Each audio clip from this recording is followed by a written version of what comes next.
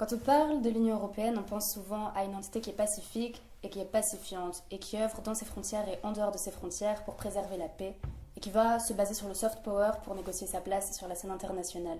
Et c'est justement cette idée qu'on va remettre en question aujourd'hui. En 1992, le traité de Maastricht va établir l'Union européenne et pour cette Union européenne, il faut une politique de défense. C'est la PESC.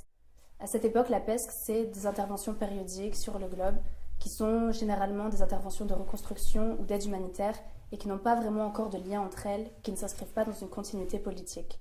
En 2009, avec le traité de Lisbonne, la politique extérieure de l'Union européenne est modifiée et elle se voit allouer beaucoup plus de moyens pour être plus solide. On parle alors de la PSDC, la politique de sécurité et de défense commune. L'objectif de l'Union européenne, c'est de mener une politique extérieure commune, qui soit commune à tous les États membres. Pour mener une politique extérieure commune, il faut des intérêts communs, mais ces intérêts communs sont justement difficiles à identifier.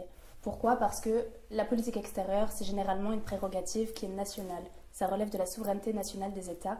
Et c'est très difficile pour les États de mettre de côté leurs propres intérêts nationaux pour trouver des intérêts qui soient communs à tous. Mais face à ce problème-là, le concept stratégique va être mis en place. Le concept stratégique, qu'est-ce que c'est ? C'est ce qui permet à l'Union européenne d'identifier les enjeux qui la concernent, ses objectifs, ses menaces, et comme ça, elle va se construire une vision du monde et fonder une identité commune. Ce concept stratégique de l'Union européenne, il va largement évoluer au fil des années. En 2003, le 12 décembre, c'est la première fois que le concept stratégique de l'Union européenne est dicté. On parle de stratégie européenne de sécurité.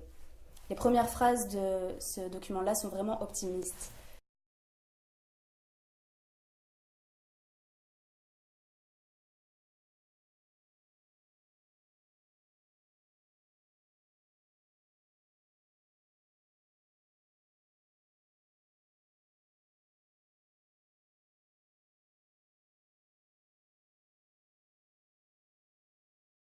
L'Union européenne va identifier des défis comme le terrorisme, les migrations clandestines, la prolifération des armements, mais ce sont juste des défis et pas encore des menaces.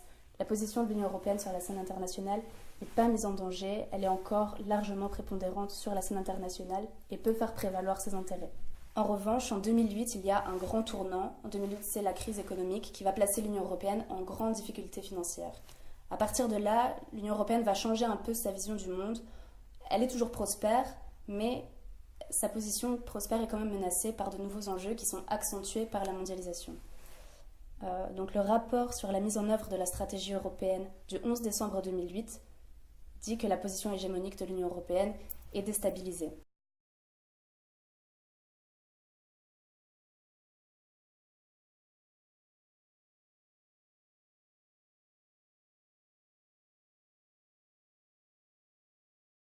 L'Union européenne va garder sa position prépondérante sur la scène internationale, mais cependant, les défis auxquels elle fait face deviennent plus dangereux parce qu'ils sont exacerbés par la mondialisation. Et progressivement, l'Union européenne va justifier une protection de ses intérêts par l'utilisation de procédés militaires. Il s'agit ici de pérenniser un modèle économique par des moyens militaires. Le Conseil européen dit « Le monde qui nous entoure est en mutation rapide, les menaces évoluent et les centres de pouvoir se déplacent. Pour bâtir une Europe sûre dans un monde meilleur, nous devons nous efforcer d'influencer davantage le cours des choses et nous devons le faire sans attendre. » En 2016, la situation évolue encore. Et là, cette fois, c'est une situation vraiment alarmiste qui est dépeinte. Dans son avant-propos, la haute représentante Federica Mogherini dépeint une situation qui est vraiment critique où l'identité même et l'existence même de l'Union européenne est mise en jeu. Et cette fois-ci, l'Union européenne ne prétend même plus défendre le soft power, c'est ses capacités militaires qui vont lui permettre de survivre. Elle dit « Le destin, voire l'existence de notre Union est mis en question.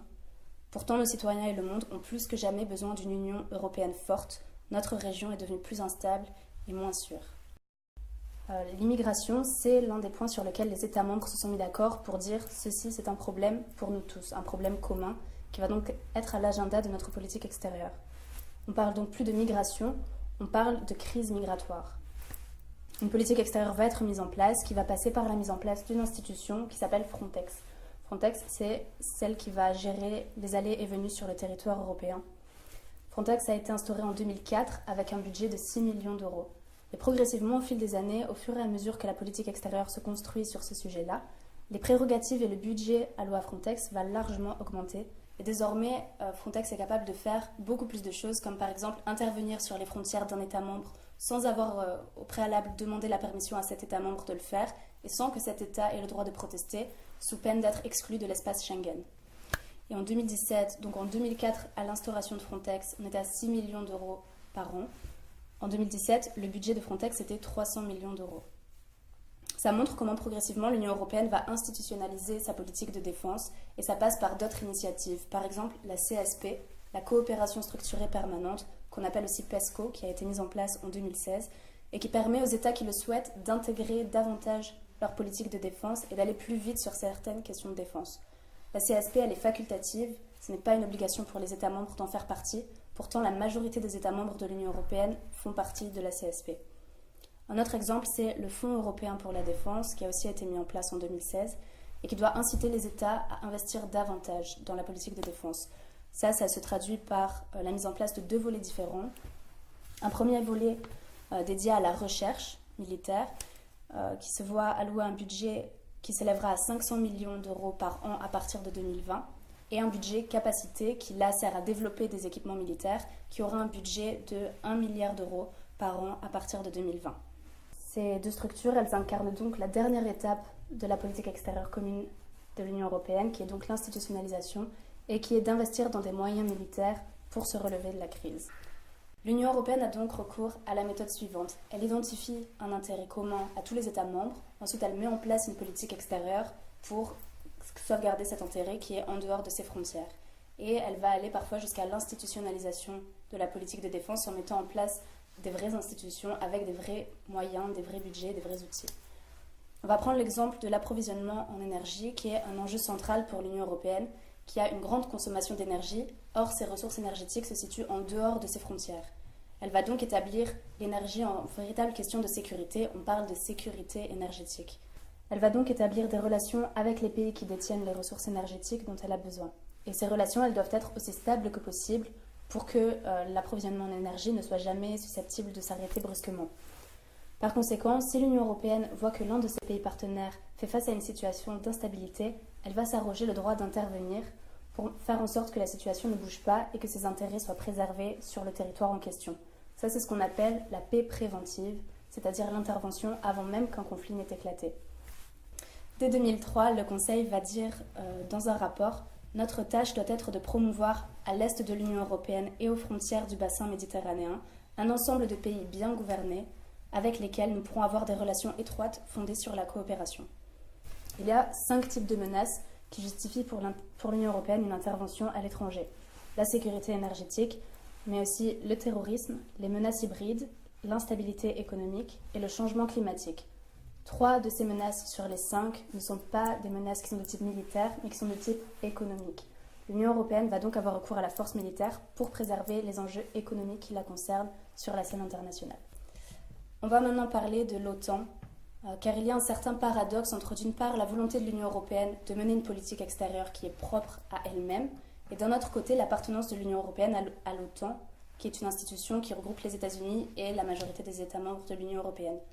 Donc pourquoi, si l'Union européenne veut mener une politique extérieure qui lui est propre avec une autonomie stratégique, pourquoi alors les pays de l'État de l'Union européenne s'attachent-ils à rester au sein de l'OTAN?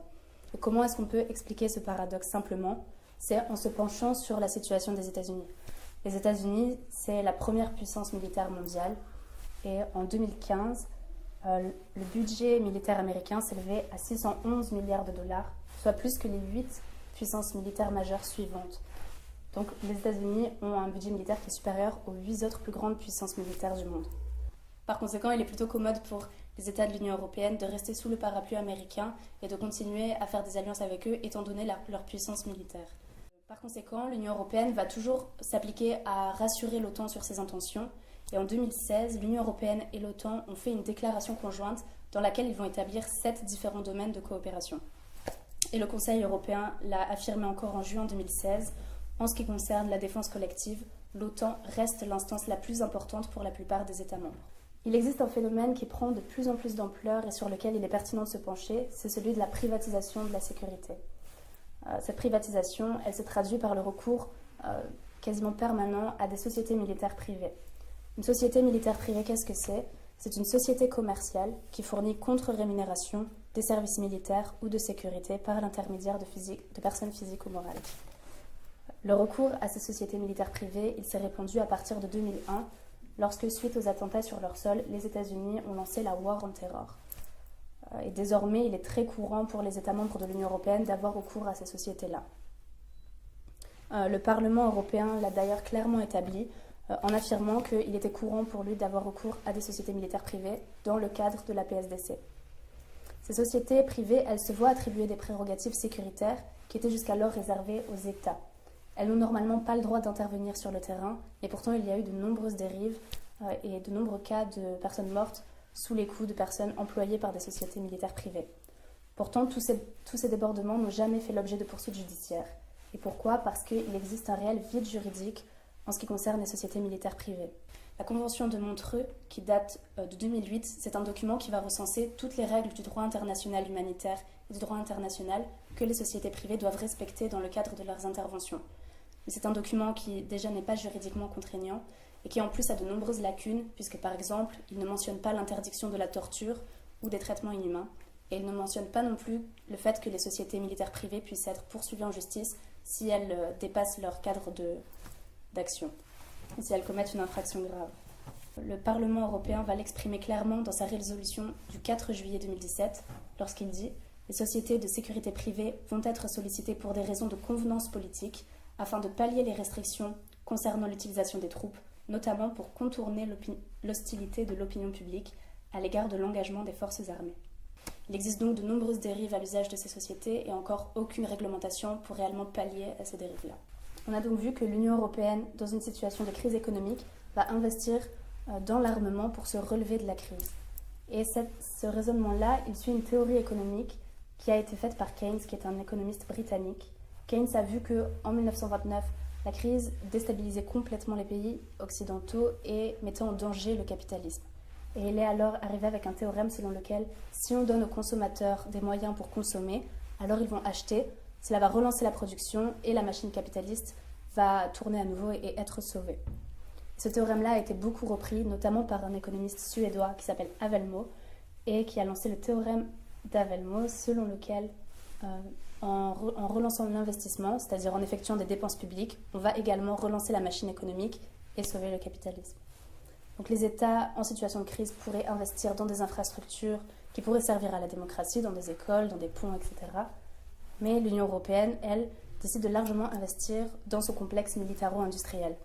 On l'a vu, le Fonds européen pour la défense prévoit d'investir respectivement 500 millions par an et 1 milliard par an à partir de 2020 dans ces deux volets différents.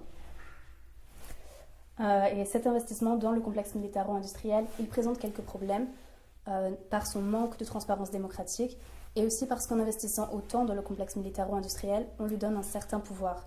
Et ce pouvoir-là, s'il n'est pas strictement encadré par des citoyens informés, alors il y a un certain danger.